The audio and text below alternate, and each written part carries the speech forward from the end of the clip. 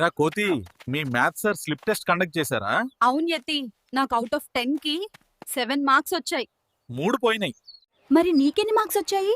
మా maths sir 25 marks కి slip test conduct చేస్తే 20 మార్క్స్ వచ్చాయి. కంపేర్ చేస్తే నేనే గ్రేట్. నాకు అవుట్ ఆఫ్ 10 కి 7 అంటే 3 మార్క్స్ పోయినాయి. నీకు 25 కి 20 అంటే ఏకంగా 5 మార్క్స్ పోయినాయి. ఇప్పుడు అలా కంపేర్ చేయకూడదు. ఒకవేళ ఇవే ఎగ్జామ్స్ 100 మార్క్స్ కి కండక్ట్ చేస్తే మనకి ఎన్ని మార్క్స్ వచ్చుండేవో క్యాల్కులేట్ చేయాలి. ఎగ్జామ్ 25 మార్క్స్ కి నాకు 20 మార్క్స్ వచ్చాయి. అర్థమైంది. ఇవే మార్క్స్ ను 100 మార్క్స్ కి కంపేర్ చేస్తే డెనామినేటర్ 25 ను 4 టైమ్స్ చేస్తే 100, న్యూమరేటర్ 20 ను 4 టైమ్స్ చేస్తే 80, అంటే ఫ్రాక్షనల్ ఫార్మ్ 80/100. ఎగ్జామ్ 25 మార్క్స్ కి నాకు 20 మార్క్స్ వచ్చాయి. అదే 100 మార్క్స్ కి 80 మార్క్స్ వస్తాయని అర్థం, అంటే 80%. నా మార్క్స్ 7/10 కాబట్టి డెనామినేటర్ 10 కి 10 టైమ్స్ 100, అలానే న్యూమరేటర్ 7 కి 10 టైమ్స్ 70, అంటే ఫ్రాక్షనల్ ఫార్మ్ ఇస్ 70/100.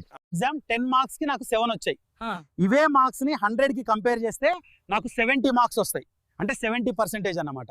పర్సెంటేజ్ అంటే a part of whole expressed in hundreds. యతి గారు, మీకు పుణ్యం కొంచెం సింపుల్ గా చెప్పండి. పర్సెంటేజ్ అంటే సింపుల్ గా చెప్పాలంటే for every 100, for 100, out of every 100, or fraction with denominator 100. ఇప్పుడు చెప్పు కోతి, ఎవరికి ఎక్కువ పర్సెంటేజ్ వచ్చింది? నాకొచ్చిన marks 7 into 100 by total marks 10 equals to 70%.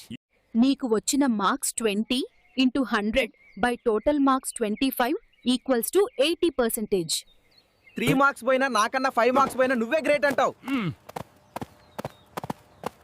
అరే ఆగ్రా కోతి.